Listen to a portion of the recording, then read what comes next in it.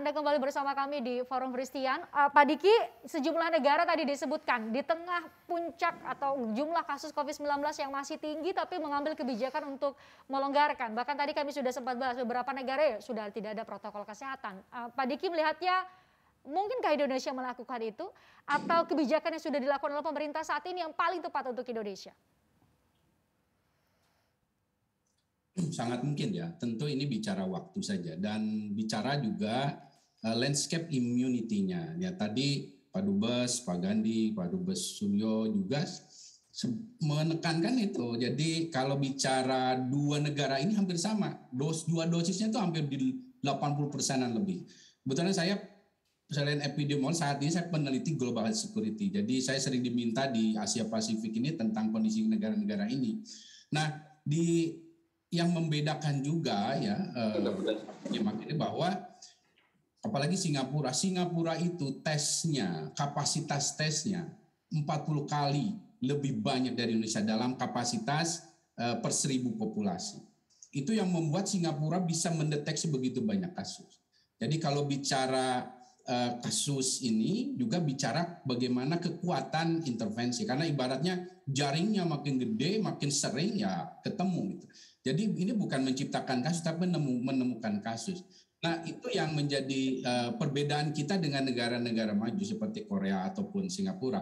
Korea walaupun agak di bawah Singapura tapi 5 kali lebih banyak dari kita per 1000 populasi. Nah itu yang kita harus hati-hati karena dengan level kita oleh WHO diterapkan dalam community transmission tetap sampai saat ini loh, dari April sampai sekarang. Nah artinya yang ditemukan oleh kita itu masih lebih sedikit daripada yang ada di populasi.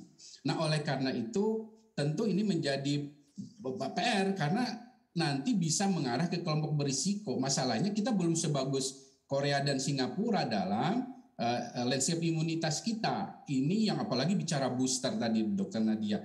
Karena kita harus melindungi yang rawan gitu. Negara-negara seperti di Eropa Barat, di Skandinavia berani begitu, booster lansianya itu 90% Pak Christian. 90% booster lansianya. Jadi mereka nggak terlalu khawatir. Di sini pun tanggal 21 Februari kan akan dibuka Australia. 2 tahun pandemi mereka nutup di. Sekarang buka kan nggak kuat juga kan ekonomi. Tapi mereka menyiapkan dengan modal bahwa hampir 90% rata-rata 2 dosis dan sekarang dosis 3-nya sudah di 60% menuju 70%. Itu modal. Karena dengan imunitas itu yang tadi kita lihat Rahma bukti nyata bahwa vaksin kan menurunkan keparahan dan kematian. Itunya sebabnya negara-negara itu pede gitu. Tapi saya seperti tadi juga disampaikan, ingat kita ini tidak bisa hanya mengandalkan imunitas. Kita harus mengkombinasikan.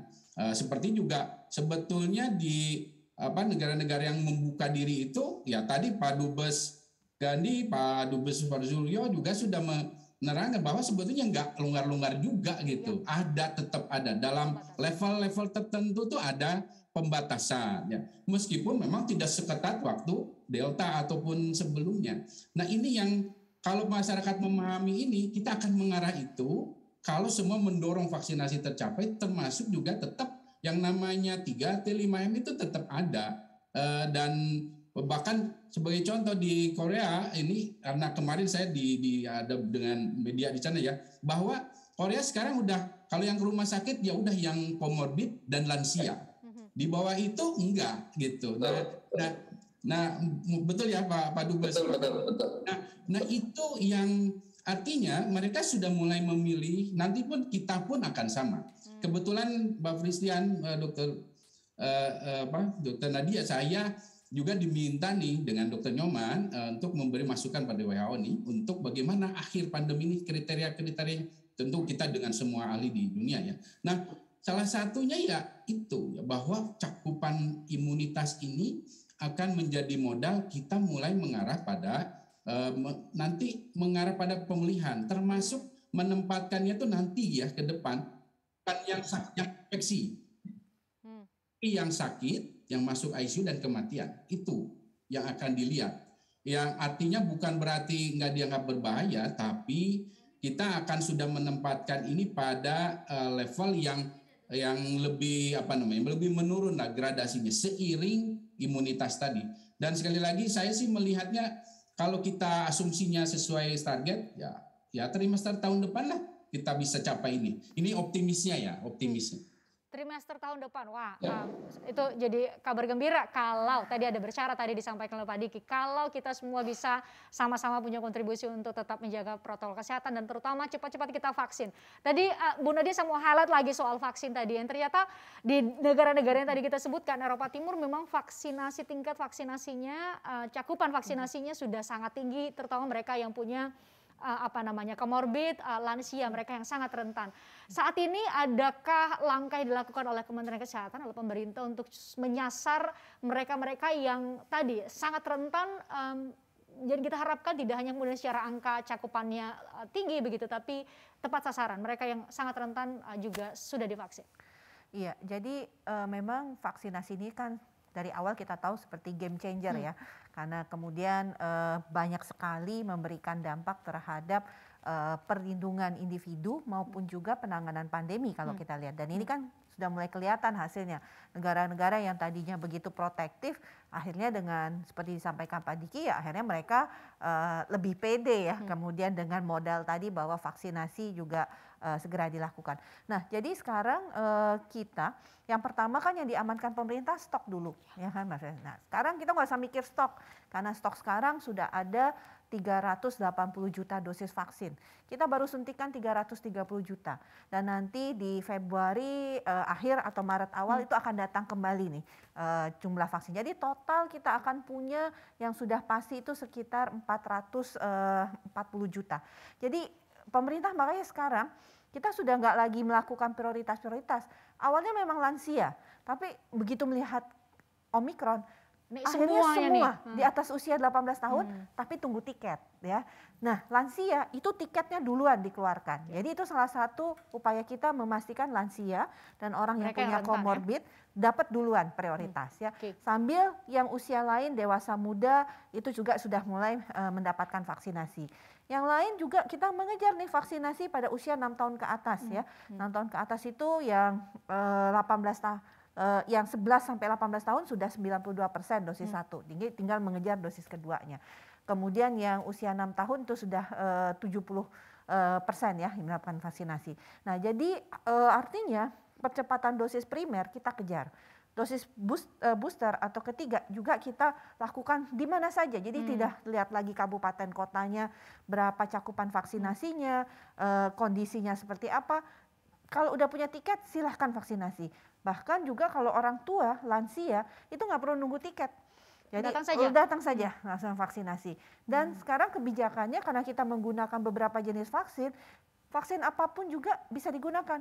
Misalnya Sinovac bisa pakai Pfizer, bisa pakai AstraZeneca, atau bahkan yang AstraZeneca itu juga bisa dapatkan AstraZeneca. Jadi kita sudah menggunakan berbagai kombinasi. Nah, kebijakan terakhir Mbak Fristian, untuk kita tahu bahwa ya setelah 6 bulan terjadi penurunan secara alami. Makanya kemudian kan tadi Pak Diki bilang banyak negara sudah melakukan vaksinasi booster bahkan sampai 60-70% bahkan 90%. Nah, sekarang kita melihat ada 55 juta masyarakat kita yang belum mendapatkan vaksinasi dosis kedua. Bahkan ada yang sudah di atas 6 bulan itu sebanyak kurang lebih 3 juta. Yang di bawah 6 bulan itu ada sekitar 18,2 juta. Nah, mereka ini yang di lebih dari 6 bulan mendapatkan dosis pertama, mereka kita booster lagi. Artinya apa? Mereka harus ngulang dari dosis 1, dosis kedua. Oke, jadi sangat diperhatikan timeline-nya gitu, jangka waktunya ya. Ini yang dilakukan. Berarti saat ini berarti pilihan kepada kami semua gitu, yang belum divaksin, ayo cepat vaksin karena sentra-sentra vaksin di seluruh tanah air bisa dengan mudah ditemukan dan Dr. Nadia tadi mengkonfirmasi jumlah vaksin sudah banyak. Nah, ini mau saya tanyakan nanti kepada dua duta besar Indonesia di Singapura maupun di Korea Selatan. Kira-kira mungkin ada perbandingan atau hal lain yang mungkin kita pelajari untuk mereka. Tadi kan cakupan vaksinasinya tinggi-tinggi sekali nih di Singapura dan juga Korea Selatan. Itu satu. Kemudian yang kedua saya akan tanyakan juga, tapi kita harus jeda soal pekerja imigran kita di Singapura maupun di Korea Selatan. Bagaimana nasib mereka, termasuk juga mungkin mereka sudah habis masa kerjanya, apakah langsung balik ke Indonesia, dan bagaimana kebijakan di negara masing-masing. Kami bahas usai jeda di Forum Christian.